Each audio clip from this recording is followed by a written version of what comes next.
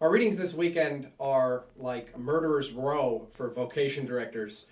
Great, powerful depictions of the call of Samuel and Jesus calling his disciples. I want to focus today, though, on that first reading, on the story of the prophet Samuel, because it really has everything that we need.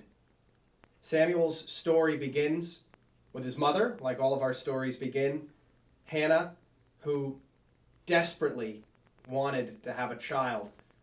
And when God granted her a son, Samuel, she offered him up in God's service in the temple at Shiloh. As the story goes on, Samuel is raised by the high priest, a man by the name of Eli, and Samuel will eventually be the one who, through God's intervention, chooses David to be king of Israel. So Samuel is a reminder that sometimes we're called to see God's gifts in other people. But the most powerful part of the story, at least in my view, comes from the reading that we heard today. 3 times Samuel hears a voice calling him. He doesn't know where it's coming from. He doesn't know who it is. In fact, he assumes it's Eli, the priest.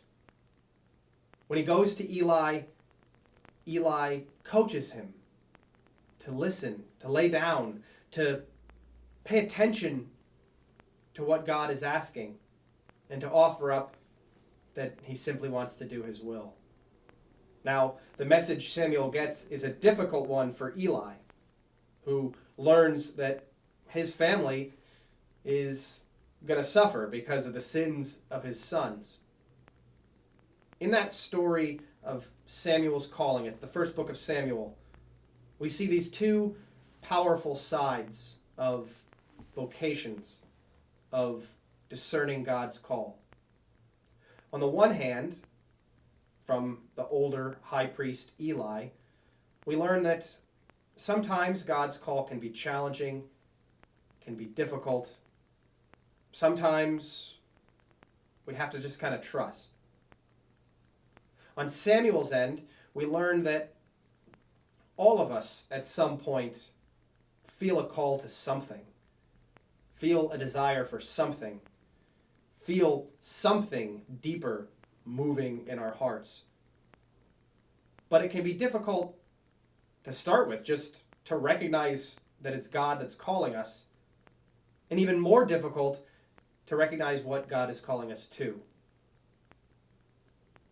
The message and the lesson that Samuel gives us is, number 1, to seek out others like he does, who can guide us, instruct us, lead us in discerning God's call, whether it's a priest or someone else in the church that we trust.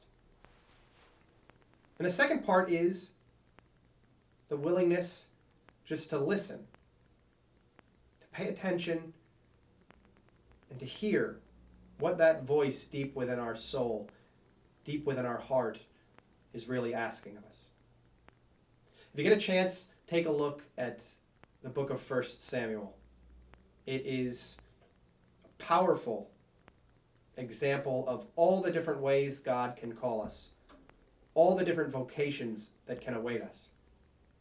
And just like Samuel, may we have the grace and the strength to listen and respond to that voice of God in our hearts.